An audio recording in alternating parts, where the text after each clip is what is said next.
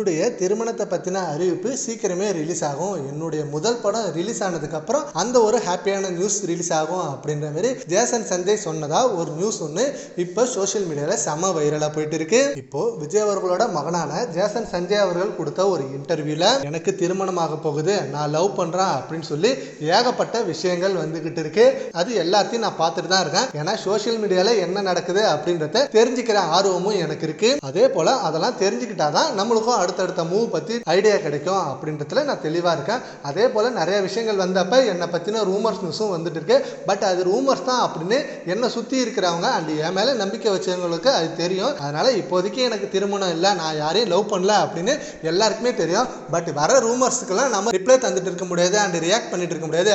அதெல்லாம் போற போக்கில் அப்படியே பார்த்துட்டு போக வேண்டியதான் அப்படின்னு சொல்லியிருக்காங்க. இது ஏன்னா இப்போ ரீசெண்ட் டேஸ்ல ஜேசன் சஞ்சய் அவர்களுக்கு திருமணம் ஆக போகுது.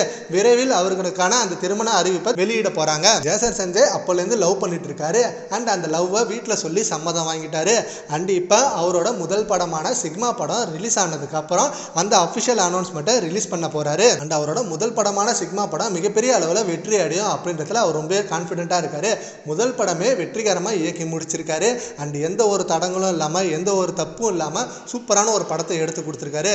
கண்டிப்பாக அந்த படம் மிகப்பெரிய அளவில் வெற்றி அடையும் அப்படின்னு நம்பிக்கை இருக்கு ரசிகர்களுக்கு. சரி, ஓகே ஃப்ரெண்ட்ஸ், இப்போ ஜேசன் சஞ்சயோட திருமணத்துக்கு வந்த நியூஸ்லாம் ரூமர் தான் அப்படின்னு ஃபுல் ஸ்டாப் வச்சிருக்காங்க. அதை பற்றி உங்கள் ஒப்பீனியனை நம்ம கமெண்ட் பாக்ஸில் கமெண்ட் பண்ணுங்க. Thank you friends.